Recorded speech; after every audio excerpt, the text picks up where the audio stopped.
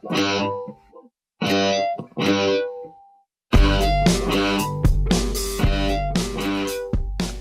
this is Phil. Welcome back to the show. I'm here with Skye. Hi, Phil. Hi, Skye. How are you? I'm okay. Good. Is that a new shirt? It is. It looks like a nice shirt. Thank you. Is it for your trip to Korea? I did have to do a little shopping. Yeah. Apparently, they want their speakers to be respectably clothed. Yeah, I would think. Yeah. I would think. Skye's going to South Korea on Wednesday. I'm going to Calgary on Wednesday. You're going to Calgary on Wednesday because that's the best way to get to South Korea. No, I just had another gig, and then Saturday morning I leave from there to go straight to Seoul. So you're in Canada for 3 days? Mm-hmm. And then how long are you in South Korea? About a little less than a week. Wow. You think you're going to learn a lot about the Korean peninsula and its geopolitical intrigues? I don't know. There's a chance I might go to the DMZ. Really? Well, someone had offered. Still now? Wow. Yeah, well, we'll see what happens. It's getting a little touchy over there. It will be. Hey, it's a podcast. What do you know? Hey, it's a podcast. And we got video. Hey, it's a podcast. So lend an ear. The Phil Vischer podcast starts right here. Oh, we'll talk to Skye. Hi, Phil. Hi. But Christian's gone. I don't know where she is, but she won't be there that long. Unless she stays forever. I don't know where she is. North Korea. Like if she stays forever in North Korea. Well, if she was in North Korea, she may not. What are you saying she about could Christian? Be stuck there for a long time. Hey, it's a podcast. So lend an ear. The Phil Vischer podcast starts right here. The Phil Vischer podcast starts right here. We have a guest. We do. But they're not here. No. Because we already recorded them. Yes, and I think by them you mean him because he's not plural. Yeah. I was being gender neutral. Right. That's hard in English. Yeah, it is. It is hard in English. Without either saying it or using plural, which doesn't make sense. I know. I'm sorry. We're limited by our language. Are these the things that keep you up at night? No, but they are the things I wake up thinking about. There's a lot going on in the news, and none of it is good.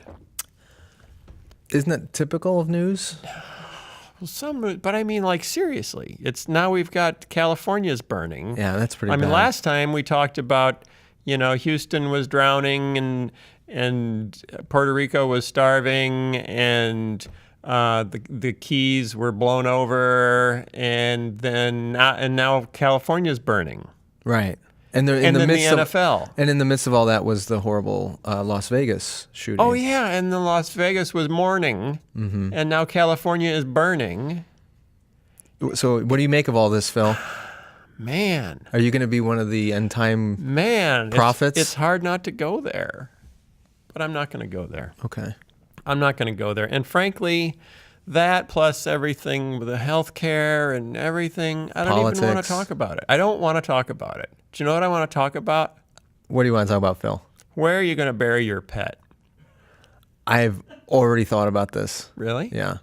And where are you going to bury your pet? Well, we apparently have lots of coyotes in our neighborhood, and I'm all about that circle of life kind of thing. So you're not going to bury them? You're just going to... In fact, I cannot understand why my dog encounters skunk after skunk after skunk and never runs into a coyote. Really? Yeah. How many times has your dog been skunked? 4. 4?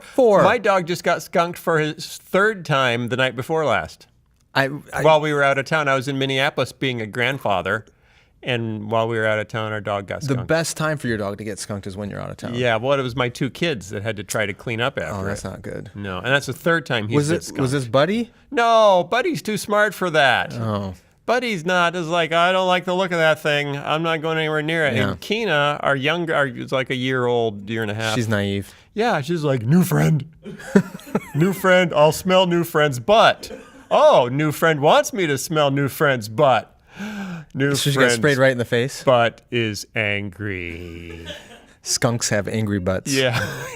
The first time she got sprayed right in the mouth. That happened to Alfie once when I was out of town. Yeah, that's not... No, because then they get sick. That's not happy. Mm-mm. She just drooled like a maniac.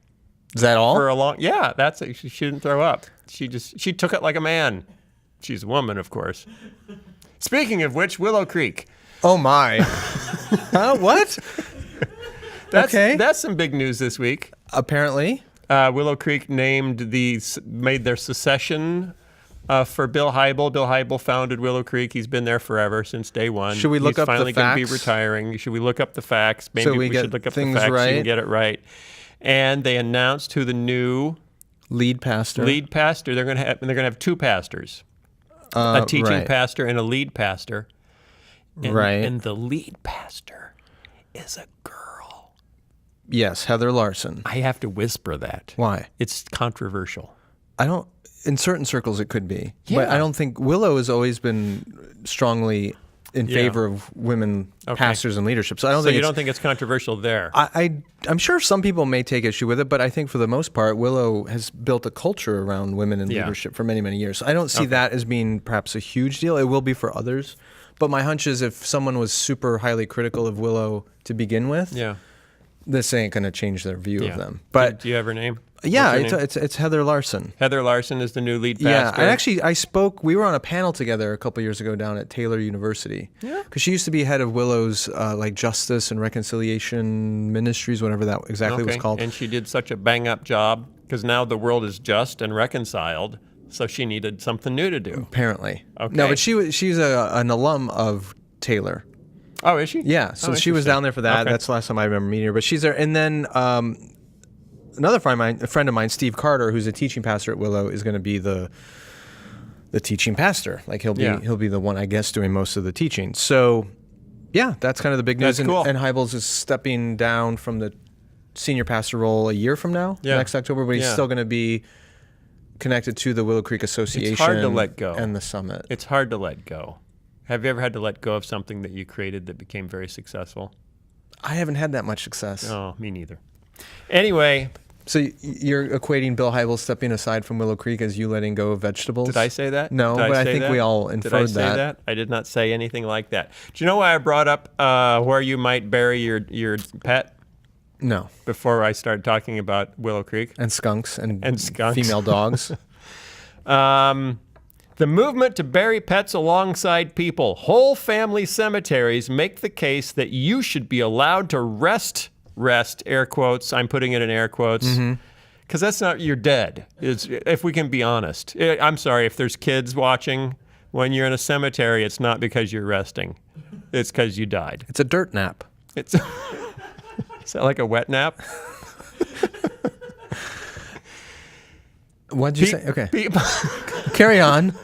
People want to be buried with their pets. In most states, this is actually illegal. Didn't the Egyptians do this a long time ago? Yeah. This isn't exactly an innovation. It's not new, but I believe it is a sign of the de-Christianization of America. There, I'm going to go and make a statement like that. Wow. Yeah. Okay, back it up, buddy. Okay, because you see, the burial of pet remains in cemeteries, not the burial of pets remain. Right. The burial of pet remains in cemeteries designated for humans is illegal in many U.S. states. Like other laws surrounding funerals, these are often based on a cultural sense of what is appropriate. The anthropologist Mary Thurston, married to Mr. Thurston, Hal III. Are you talking from Gilligan's Island? Yeah, that's her husband. Traces them back, these cultural standards, to the institutionalization of Christianity. With time, quote, I'm quoting Mrs. Thurston Howell, animal practices were discouraged as it was accepted that humans were the only beings with souls. So there's been a debate. Well, wouldn't that exclude pet burial in general or pet cemeteries in general? Well, I think the concern was that if soulless creatures were buried alongside the souled ones, God might be confused. But isn't it like dust to dust, ashes to ashes? Like we're all going, we're all from the earth, we're all going to the earth. I mean, is this like here in Wheaton? Yeah. There's a fence between the Catholic cemetery and the Protestant cemetery. Is that kind of the deal? Yeah, it's because we go to a different heaven. Or at least a different neighborhood in heaven. Heaven's like Chicago. It's highly segregated. There's the Polish neighborhood. There's the Jewish section. There's lots of different sections. Are you a universalist? Is that what you're saying, No, Phil? I'm not saying they're full. I'm just saying. Wow. I don't really know what I'm saying. Can I get back to my story? Yeah, go ahead. My point being, there's the atheist section of heaven. That's just, it's a forest preserve. My point being... I don't get that at all. Well, it's the other people go to visit it, because then you can be by yourself. My point, what? I'm lost now. I don't know what's happening. We want our animals buried with us. Okay. Because we no longer really make the distinction between our dogs and our kids. And many of us aren't having kids. So we want our family. And pets have become family. I will agree with you there. I think there is definitely a movement toward... And it makes Jesus cry. Well, I think... Can I say that? I think there was a pet food commercial, or I saw something recently that doesn't refer to pet owners anymore. Yeah. You are now a pet... Is it a pet guardian or a pet parent? It was pet parent. A pet occupier? A pet parent. You're a pet parent. That's apparently what I think many of us have become pet parents to our children. They keep us like pets. Yeah. Well, your kids are older than mine.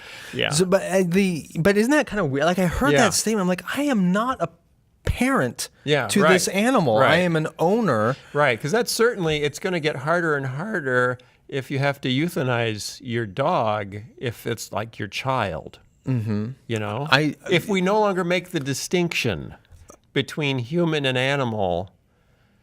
Well, I'm not there, that's for sure. Because last year, our dog he's 11 years old, or a couple years ago, he started kind of peeing around the house more than normal. Yeah. And I said to my wife, that he could be sick, it could be a brain tumor, sometimes they get incontinent. And so she said, well, we should take him into the vet. And she and I we were like already talking about what's our next dog going to be, what species or what breed do we want, like how are we going to break it to the kids. So I take the dog in. Turns out he just had a bladder infection, and it was like $15 for an antibiotic. But I texted my wife and I said, a close one. And I said, it's a bladder infection. It's $15. Do you want me to put him down anyway? And because that's where I was with this thing. I'm so tired of him. But so no, I don't treat my dog the way I treat my children. But it is as more and more people don't have children. Right. There's a child-shaped void in all of us, and we have to fill it with something. We're going to fill it with a dog. Beanie Babies, dogs, you have to fill it with something. So would you be okay if you were buried in a cemetery that also had dogs? Would they get on me? No, I don't think so. Because they dig. But not when they're dead. It's not like Frankenweenie. And they don't have ghosts because they don't have souls. What about like when in Egypt, didn't they when a pharaoh died? Yeah. Didn't they kill all of the pharaoh's dogs, cats, pets, wives, and they all had to be buried together so they could all go to the afterlife? Household staff. How about if you die, all of your pets have to be killed and put in the casket with you? That's a great idea, Skye. Go tell your kids. I think they'd be pretty excited about that. One other thing that reminded me where we're headed. I have a feeling we're going to get some pushback on this episode. I'm certainly hoping so. I went and saw Bladerunner 2049. Not the original. Right. The sequel. Okay. You haven't seen it. I have not seen it yet. That's okay. It's good. You should see it. I plan on watching. Did you see the first one? It's been a long time. Yeah, I hadn't seen the first one in a long time. Yeah. And I wasn't crazy about the first one because... I don't recall being crazy about it either. It came out, I was still a kid. I was in high school, I think, early high school. What year did it come out? 82 or 83? 82. 82. I was... Yeah. I was a sophomore in high school. I was 6 years old. Yeah, you were, yeah. But everyone was still in the middle of Star Wars and Harrison Ford. And we love him in sci-fi. And it's so different than that. So not Star Wars that we just didn't know what to do with it. So 35 years later, let's try again. I think they did a good job. I like it. Okay. But here's what I want to talk about. Because here's what I'm noticing. I don't know if you know this, but it's set in a dystopian future. Yeah, I know that. When was the last time you saw a sci-fi movie set in a utopian future? Yeah, I don't think there has been one. But when was there a utopia? Because there's no great narrative about utopias. Yeah. Right? There has to be something. Heaven? Isn't there a great narrative about heaven? Not really. Okay. I mean, once Isn't you're the Bible? there, Isn't that the Bible? Bible? Yeah, but what makes it a compelling narrative is that there's a conflict before the resolution, right? Okay. So But yeah, most. I mean, you go all the way back to Jules Verne and the Time Machine. Remember that? Yeah.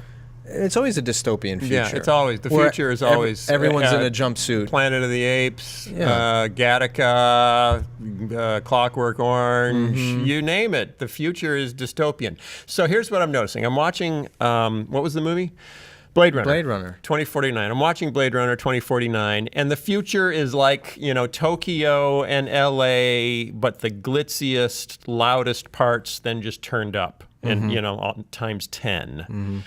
But I'm also noticing that the men in dystopian futures have kind of regressed to being very aggressive, very violent. There's more crime. There's more corruption. If there's police officers, they're probably corrupt. Everyone is morally compromised. But the whole Blade Runner thing, though, is it's film noir set in a sci-fi environment. So that those are themes that go with film noir, even if they're back in the 30s or 40s. Okay. But what dystopian future have you seen where there isn't corruption and violent men, and then the women are really sexualized? There are a few like government leaders that are strong women, although maybe a little corrupt because everyone is. But then all the younger women are sexualized. Well, and all the advertising is hypersexualized. It's kind of, part of it is just extrapolating out from where we are now. Right. Like here's magazine covers now compared to 100 years ago. So where will they be in 100 more years? Right. What I noticed, do you know what I noticed, Skye? I have no idea what you noticed, Phil. Can't wait. That our utopia tend to just move us further and further away from our Christian past, morally and ethically speaking. Like no one is religious in the dystopian future, and what you would consider traditional Christian virtue is just gone. Right. Okay. Shouldn't that make somebody say, hey, if we don't want to end up there, maybe we shouldn't try to get rid of Christianity in the West? Possibly, but you're assuming that enough people acknowledge that Christianity and Christian values were the reason for what was noble about the past. And I don't think most people say that anymore. So you're prescribing a solution that a lot of people don't agree with anymore. Well, they can't really support what they're saying. It's very hard to support. It was like the British historian who finally said, I'm not a Christian, but I realize now we have nothing in common with the ancient Romans. And we have everything in common ethically in the direction that Christianity took the ancient Romans. Yeah. I mean, I think that's a predominant theme of late liberalism, and by liberalism I mean lowercase l, like thank you for whatever. that. People look it up. I thought you were talking about Hillary Clinton. No, it's a lot Who's of still alive, so she's not late. A lot of Western culture, even if it's not explicitly Christian, owes its existence to Christianity. Yeah. And a lot of people who distance themselves from the particulars of Christian faith nonetheless have benefited immensely. Right. As you went on about like the general role of women in society being elevated is largely the result of Christian values. Exactly. But we're in such a rush to throw off our Victorian past, which is also why people feel so conflicted. The media is so conflicted about Hugh Hefner dying. It's like, oh, but we liked that he threw off our Victorian past, but we're not wild about the fact that he kind of objectified women.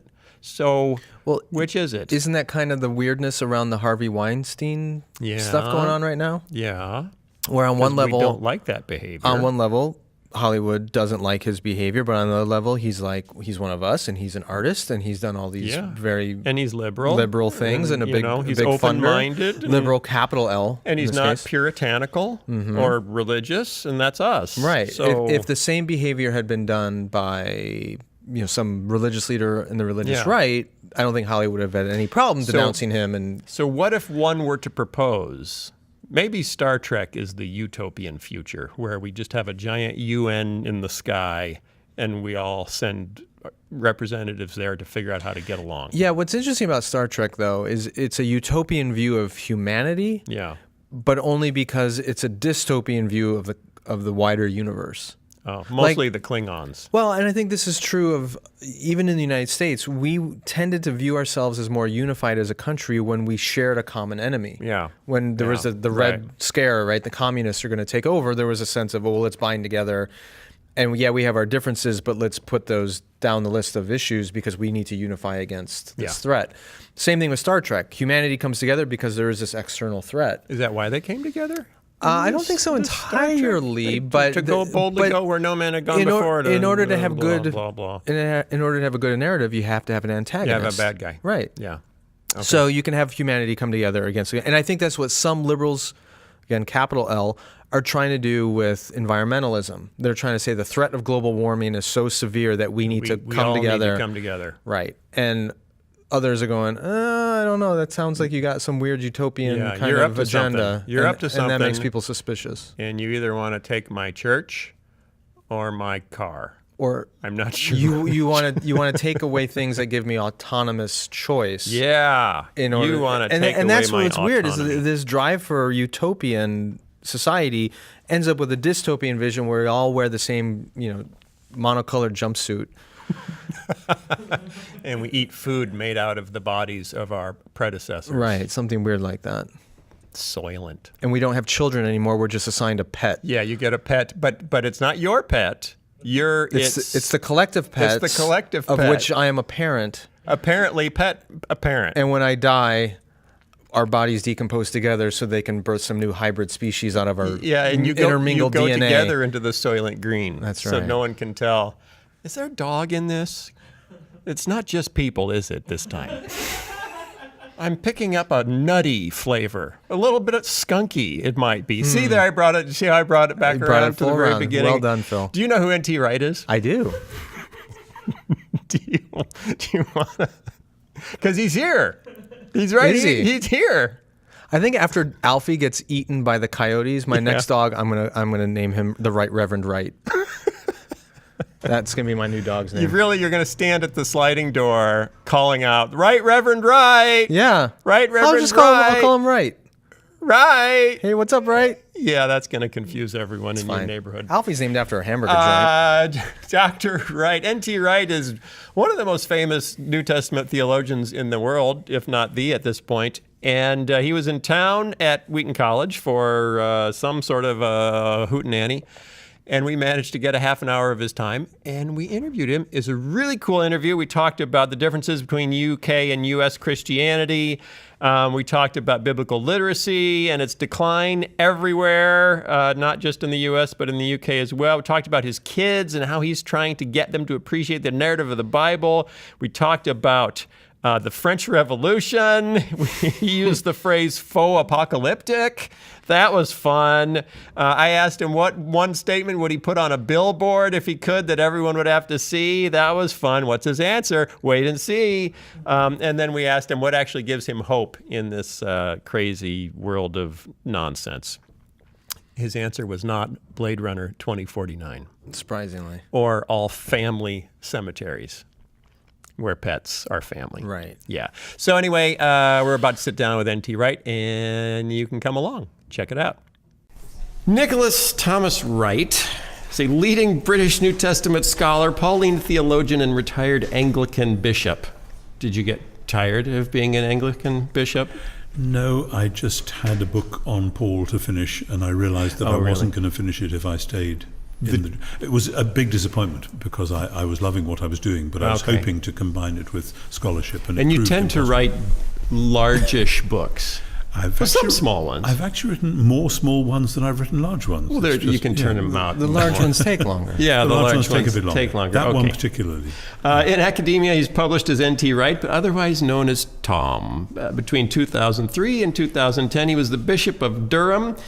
He then became a research professor of New Testament and early Christianity at St. Mary's College in the University of St. Andrews in Scotland.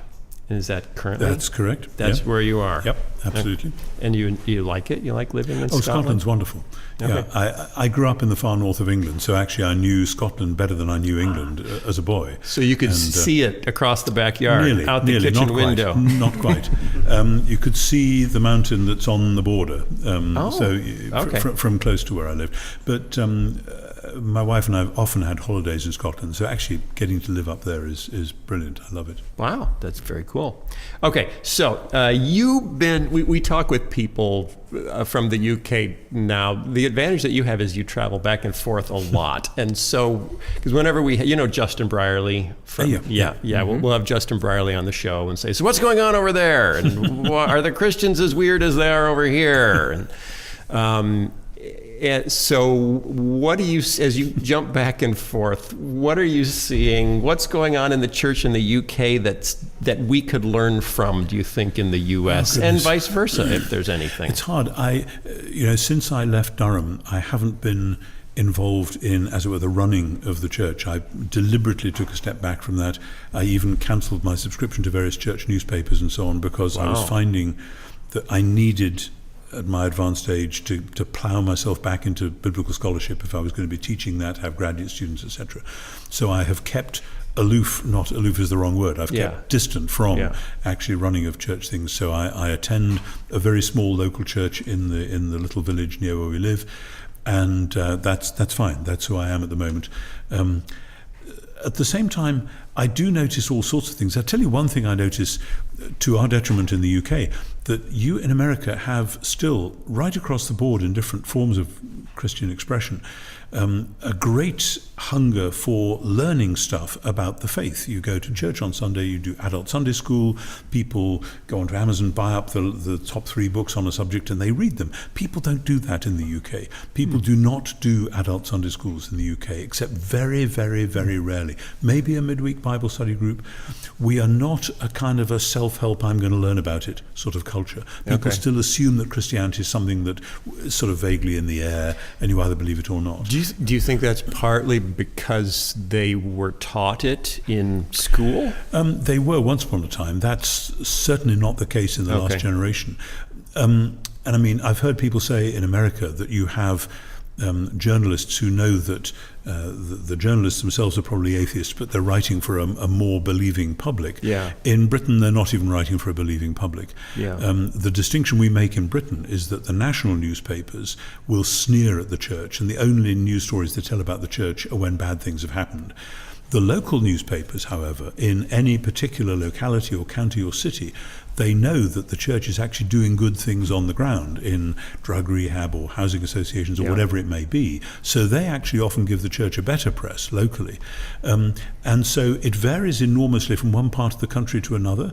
That where I was in Durham, the church was very much bound in with local government, local authorities, trying basically to make a very depressed area, the old Rust Belt, etc., into a place where people could actually still live instead of having to leave it. Whereas there are other parts of the country where the church is kind of marginalized. So there is no one size fits all. Scotland is different again, because Scotland consists of one population belt across from Edinburgh to Glasgow, and then very, very thin population to the north and comparatively thin to the south. It's quite a different demographic, and the church life reflects that. Okay, can we rewind for a second to the adult education and learning about... You're right that there is a lot of that still happens in the U.S. church, but the statistics show, despite all the resources, biblical literacy is still declining. So is that, how do you explain that? We're doing it, but we're not good at it? Yeah, that's the answer. I would say if biblical literacy is declining in the States, it's through the floor in Britain. I mean, it's hopeless. Even kids who grew up in clergy households, even kids who went to church, if they are studying and we get them in a class at college, then you realize in the first year just how little they actually know. And they've got a few verses that they learned at Sunday school. They probably don't even know, which letter Paul wrote where or whatever it might be. And they probably couldn't tell you the difference between Matthew, Mark, Luke, and John. And so we are starting a long way back. And it's tragic. I mean, I feel it because I have 5 grandchildren now, and the older ones, they've read the Narnia stories, they've swallowed them whole. They've read the Harry Potter stories, they've swallowed them whole. They've read Tolkien, the older 2 have got that thoroughly. and they're quite capable of doing plot and character and so on. And then you test them out on stuff in the Bible, and it's like, oh yeah, I think somebody mentioned that a couple of years ago, but I don't really recall. I'm saying, well, read it. It's just as good a story as those other ones you've got, but they don't kind of know how to. Yeah. And that's a real puzzle and a challenge. Have you done anything for kids? I'm supposed to be. Really? My publisher wants me to do a children's Bible, and that's one of the biggest challenges that I've faced, because the children's Bibles that we had when my kids were younger were like Christian versions of Aesop's fables. Here's funny pictures with people doing odd things, and at the end of each double page spread there's a little moral, then we move on to the next one. Yeah. No sense of a continuous. And when people have tried to do the continuous narrative, it's the wrong continuous narrative. It all ends up with how we all get to heaven in the end, which is not what the Bible's about. So we've got major problems there. So what would be your narrative? Well, the narrative is about creation and new creation, about covenant and new covenant, about creation as temple and then temple as creation and so on. And how you stitch all that together is really difficult. The challenge actually for doing a children's Bible would be to get the right artist, so that if you've only got 60 words to tell each story, most of the story has to be told by the artist, and then the artist has to build into it stuff which they will then see when they get on to the next bit, what's actually going on. That's a major project which I'm kind of intuiting at the moment. When does that start? I have no idea. No. After the Paul book is over. No, the Paul book's done, Okay. God willing. No, I'm working at the moment on some lectures I have to do next year, which is a big project, and then when that's done, I'll think about other things. I've got a couple of commentaries I'm supposed to be writing as well, but of course, yeah. So you've As published everyone does. about 150 books. No, 200, about 80. 900, and quite a few. Do you want to jump into the Times article? Do you want to ask him about that? Yeah, I'm sure you've been asked about that plenty. The letter you wrote to the Times that got you some. Oh, that was so funny. I think I told somebody yesterday there was no pushback at all for that in the UK. Really? It fell like a tiny pebble into a pond, never even made a splash. And I was told, I didn't look at any of it, I was told it made a splash over here. Yes, it made a splash over here. People feel that you compared modern gender fluidity with the ancient heresy of Gnosticism, and that people just kind of went off. Well, I didn't see what they said, so I'm kind of Okay. I'm quite comfortable in what I said, in that from what I know of 2nd and 3rd century Gnosticism, it is basically saying that my physical body isn't the real me, and that I feel something deeply inside me, which is a spark of light which tells me who my true character is, and that's what I have to be true to. Yeah. And so when I then saw, and it was actually following up 3 or 4 articles plus a bunch of letters that there'd been in the London Times, which were saying exactly that about the current gender fluidity thing, at least as we've seen it in the Okay. UK. But you weren't saying that transgender people are heretics. No, I wasn't saying anything generalized about it's more about the transgender rhetoric, which picks up steam from the fact that Gnosticism is demonstrably the default religion in a great swathe of Western modernity, particularly in America. And I mean, Harold Bloom said that a generation ago. This isn't news. But it's just that we see it again and again. The finding out who I really am is the subject of a great many movies and novels and so on. And then I have to follow my heart. Absolutely. Because that's where the truth is. That's where the truth is. Which is funny because, it's fairly obvious. Jesus says in Mark 7, that out of the heart come all this list of wicked things, and they're what defile you. And so where we got the idea that following your heart, and I think I know where it is, that of course, when you get in Christian theology a sense of the renewal of the heart, then that is the renewal of the seat of the personality, etc. And out of that will flow good things.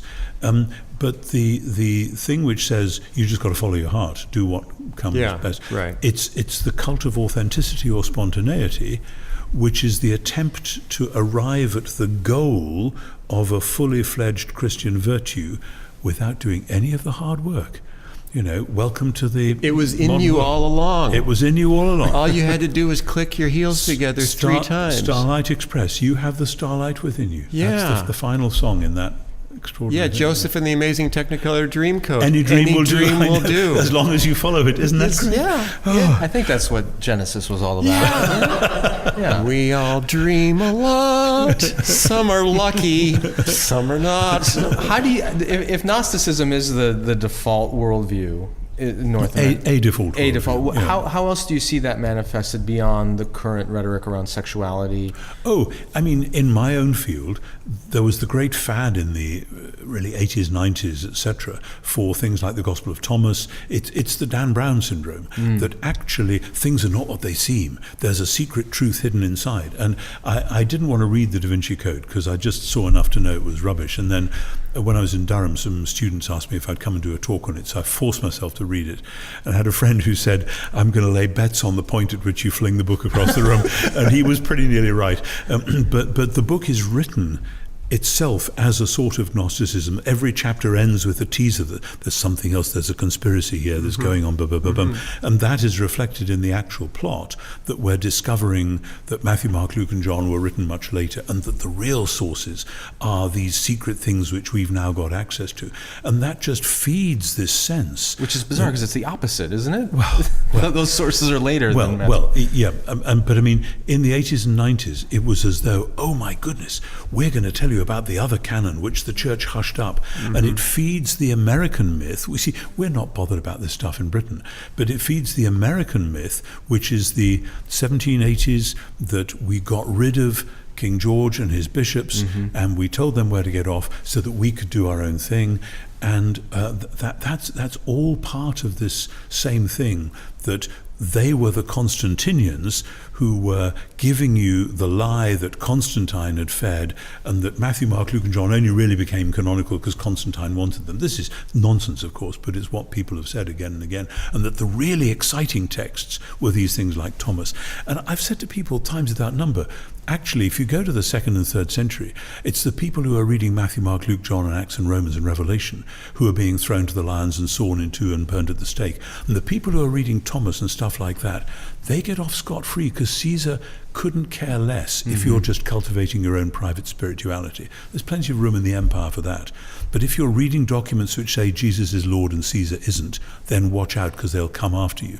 So, but this has been really powerful in my own field, and that's where I first noticed it. Why are people being so excited? And it's because of fundamentalist Catholics and fundamentalist Protestants who grew up being beaten over the head with Matthew, Mark, Luke and John. You got to believe this or you'll go to hell. And so then when they discovered, oh, there were other more interesting flaky ways of being Christian, they kind of lurched towards that. And I hope that fad has died a death now. Maybe it hasn't. This stuff will always keep coming back. Because I say it's in American DNA. Yeah. It isn't in France or Germany or Britain, because we're kind of more world weary. We don't think if we look into our hearts we'll find anything nearly such fun as you Americans find in yours. That's a good way to put it. There is a very American DNA that we want, the novel, the innovative. Our hearts are filled with fun. Is that what it is? Yeah. It's just we're filled with fun? That's because we were born here. At the hospital, they do a fun injection. That's why we cry at first, but then we go to Disney World. And it opens up the fun. But you know, they started one of those in Paris as well, and it didn't work. The French still look miserable. I know. It's because they wouldn't serve wine at first. Well, something like that. They had to back down. But actually, I mean, it's very interesting if you compare the French Revolution with the American Revolution. You know, ours was fun. Well, clearly, it wasn't as bloody. Clearly, but no. But you know, my son is a French historian, teaches modern French history, political history, and it's very interesting. The French Revolution, they really believed the New World had come. They restarted the calendar. The year 1, in year 2, it's like Bar Kokhba rebellion in the 130s AD. You restart the calendar. This is the New World. And then they discover after a while that the New World still isn't quite here. So they're living in a sort of inaugurated eschatology. They're waiting for the final event, which will complete what was begun at the Revolution. Now, I have a sense that Americans don't think about time like that. But the French, it's still very prevalent in the late 19th, early 20th century. What was the final event going to be? So another revolution which would finally bring in a socialist utopia. Okay. So when 1917 happened, the Russian Revolution, then maybe this is going to sweep all Europe. It didn't. Okay. And then the Second World War. Yeah. And then my period, 1968, Les Événements in Paris, that's going to be, they call it Les Événements, the events. because that kind of gives it this eschatological sense, and still hasn't happened. Well, now what are you going to do? We Americans really like our eschatology too. Go on. There was a guy just a couple weeks ago decided the world was ending. September 23rd. But that's a different kind of thing. That is a kind of a faux apocalyptic, which builds off of the whole sense of the end of the world, which was so powerful in the and actually that was a powerful motif in Europe as well in the late 19th and early 20th centuries, irrespective of theology. But the theologians kind of got in on that act. And it's only when you study that period and see what's happening before and then of course the First World War came along and people said, there you are, this is the end of the world. And it was the end of the world as they'd known it. Right.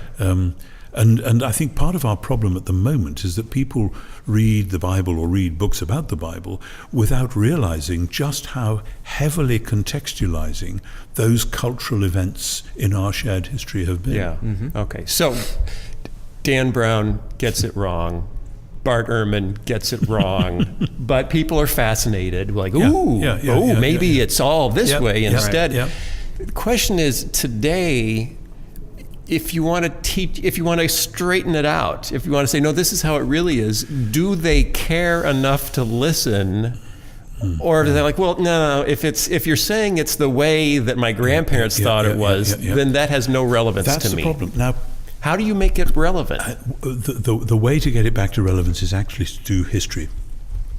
And history, and one of the great things about the 18th century was, for all its faults, they said, we're going to do the history. And they meant it. We're going to do the history and we'll show that Christianity as we've known it is based on a mistake. And I want to say, thanks for raising that question, because we'd nearly forgotten it. And actually, it's a very good question, because we actually do know that Jesus of Nazareth went about saying that this is the time for God to become king. And we do know that doing and saying that stuff was what got him crucified. And we do know that his followers said, oh my goodness, he's done something which has changed the world because God has raised him from the dead. We know all that stuff, and we know it historically. And this isn't a matter of, oh, well, maybe it happened, maybe it didn't.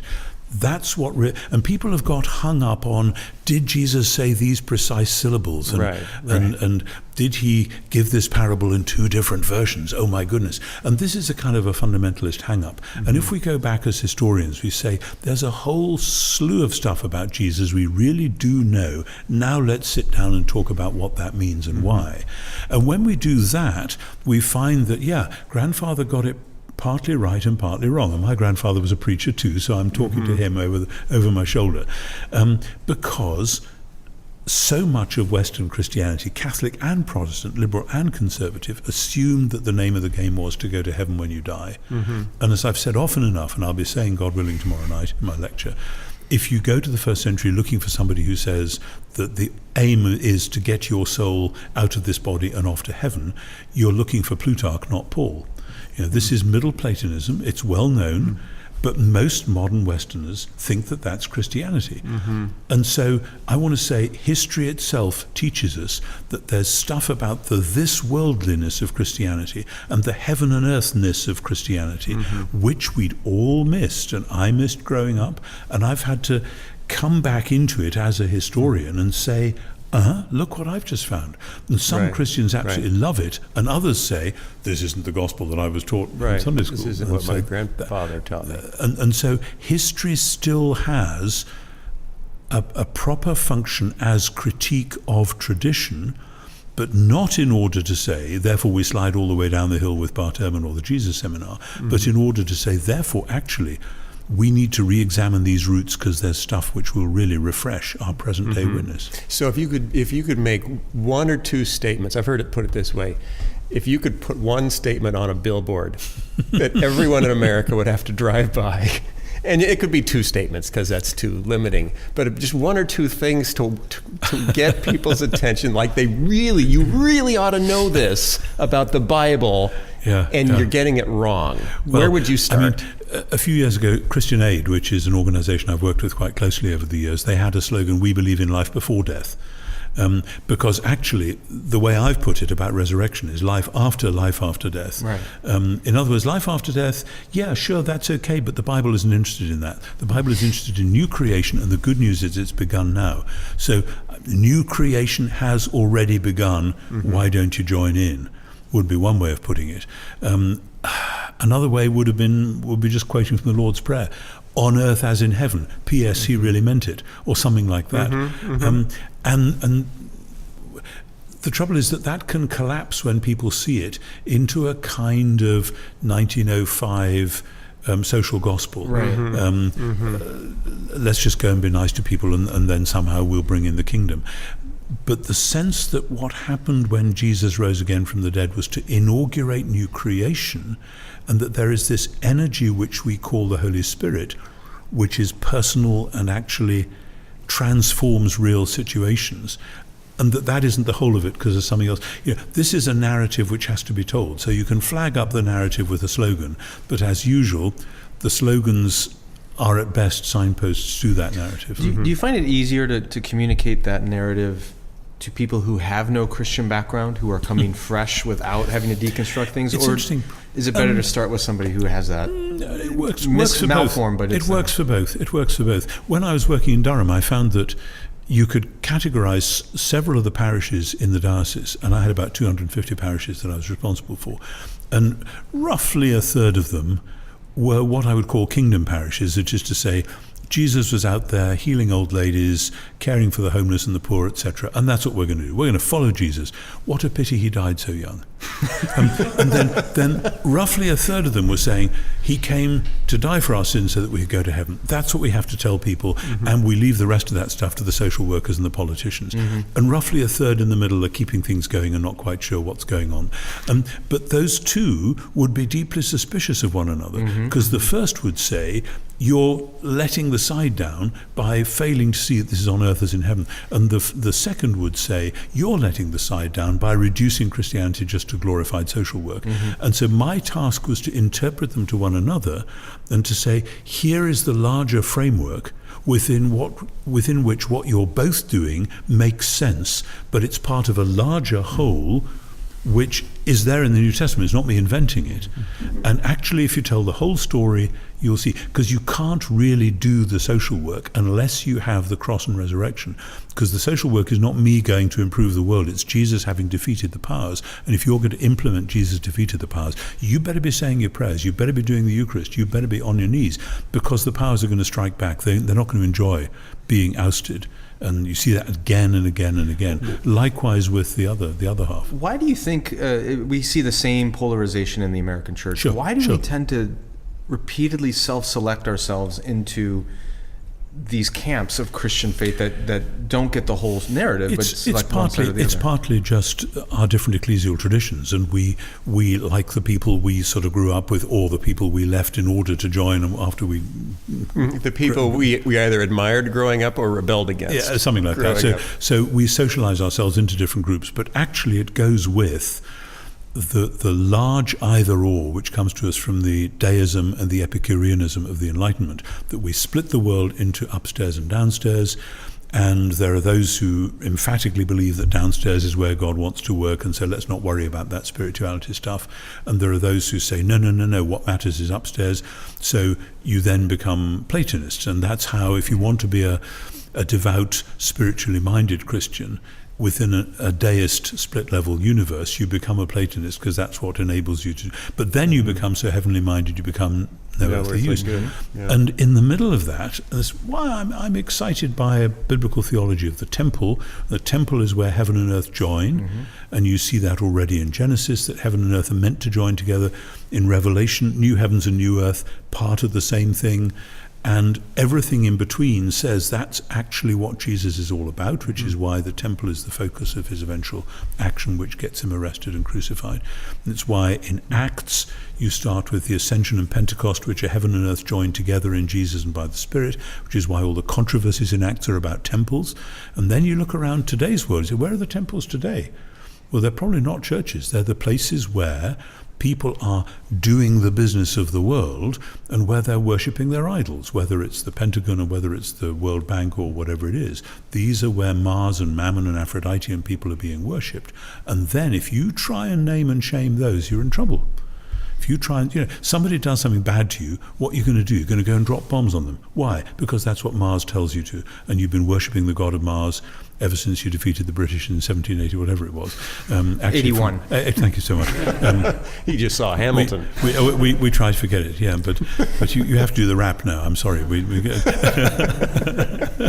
Anyway, so, until we are prepared to analyze our own culture in terms of these controlling philosophies and the spiritualities that go with them, and until we're prepared to see that the impact of the gospel is not just, let me persuade you that you're reading this Bible verse wrong, but actually there's a larger issue out there, then we're only ever going to be scratching the surface. Well, you're calling us then to a prophetic ministry. Well, it's prophetic to ourselves as well, because we all need it. Yeah, but it's one that has implications for the world. And it's a prophetic ministry of repentance and saying we've been actually going the wrong way. Repentance means turning around and going in a different direction. Well, my last question, I don't know if you have one more, but how, you may be familiar with Rod Dreher's book, The Benedict Option. Have you heard of this? I've heard of it, I've not read it. Well, he calls for a strategic withdrawal from the culture.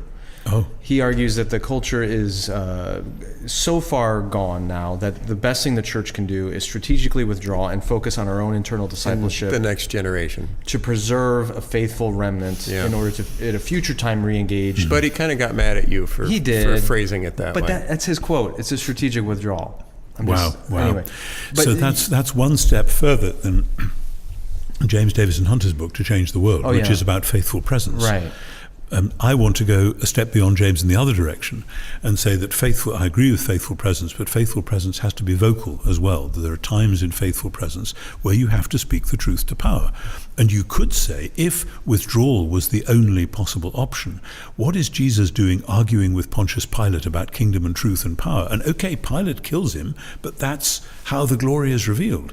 And it seems to me, yes, I can another example, I remember when the Lambeth Conference in 2008, overhearing a conversation between some bishops from Myanmar and somebody else, I forget who it was, about whether there were any secret Christians in the junta who were ruling Myanmar at the time, and whether there was the slightest chance of the church even being acknowledged, let alone having a word to say.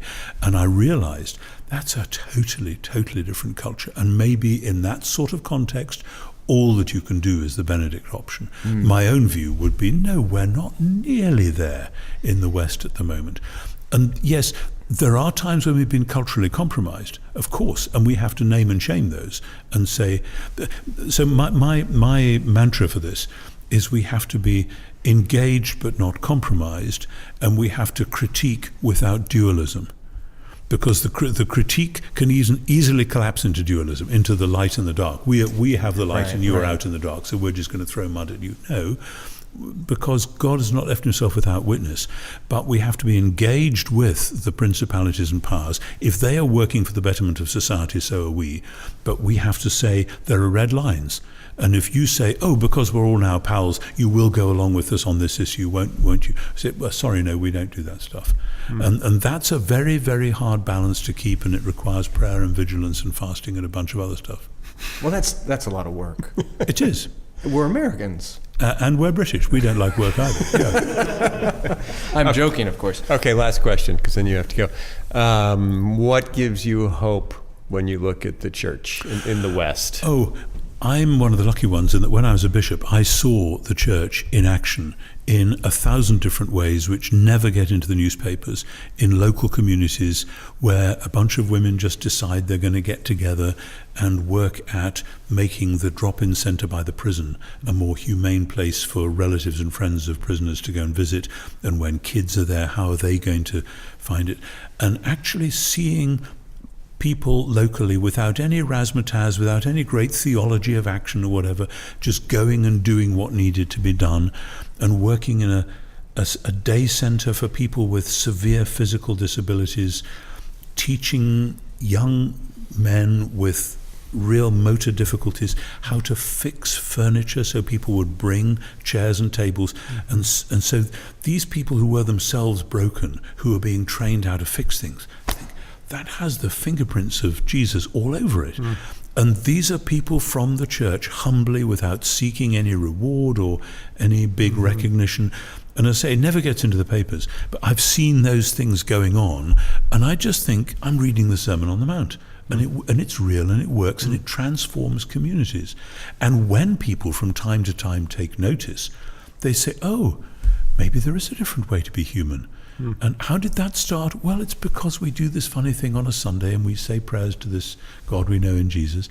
And I think that's how the kingdom is happening at the moment. And okay, there are big things as well. But so that's the sort of thing that gives me hope.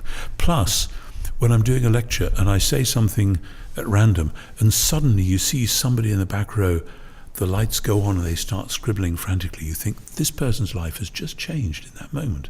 And that gives me hope. I like that. But wouldn't good people do all those good things anyway? Some good people do some of those good things, absolutely. And that's why Paul in Philippians says, whatever is true and lovely and honorable and noble, just celebrate it and think about these things. So the Christian gospel has never been a matter of denying that there is goodness out there, because we're all still image bearers, and we get it wrong, but we sometimes can reflect God's image into the world. But just think, if you're transformed by the renewal of your mind, then we are to be image bearers in a whole new sense, which it's like seeing something in black and white and then suddenly seeing it in color, and it happens. Okay, if somebody says... This is the third last question. Yeah, no, this isn't even it is a question, you're right. I want to read one N.T. Wright book that kind of lays out what he's been talking about. from a non-academic. That's accessible. Yeah. Well, I mean, the two of the simplies, Simply Christian and Simply Jesus, they're both trying to do that. Simply Christian is what they're reading here this week, I think, and Simply Jesus is aimed at the same audience. Okay, Simply Christian and Simply Jesus. Ding, ding, check it out. Our guest is N.T. Wright. Thank you for being here. Hope your visit is really good. Thank you. Good to be with you guys. Thank you. Okay, that was our interview with N.T. Wright. Thanks for listening. I hope you enjoyed that. Skye. Yeah. What's up? Well, I'm going overseas. Yeah. And while I'm gone, Overseas to Calgary. exotic Calgary. Well, that tundra does feel like an ocean sometimes up there. Yes, an ocean of tundra. No, I'm going to Seoul, so I'm not going to be in communication for the next couple of weeks like I normally would be on Facebook or social media and stuff like that. But good news is my website is actually up and running temporarily. Oh, good. So check out my new book, Immeasurable. It's doing really well. People, hey, this is like Pastor Appreciation Month. Did you know that? I did not know that. October is Pastor Appreciation Month. Wow. Even if your lead pastor is a girl. Yeah, I think. Okay. Just checking. But I don't Immeasurable, know if they had a different Immeasurable month for appreciating female pastors. is a great. Yeah, you're just going to get yourself in so much trouble one of these days. Anyway, Immeasurable is a great gift to give to your pastor, any other church leader. If you're a lay leader in the church, it can encourage you too. So it's challenging, it's encouraging. Reviews have been great. If you've read the book, I'd love you to help us out and put a review on Amazon. And of course, What's Wrong with Religion is still available. So check that out.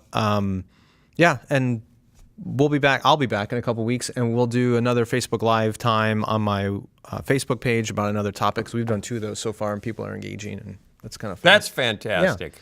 Yeah. Okay. What are you doing? The next Bible study for kids based on Ephesians should be coming up shortly. Right? Intern who can't be named? Okay. Thank you. But you can go to faithblocks.com, BLOX.com. I got a video on a Facebook page from China, from China, say it the right way, from missionaries that work with kids that are using it over in China, and they had all these kids sing the theme song. It was the cutest thing.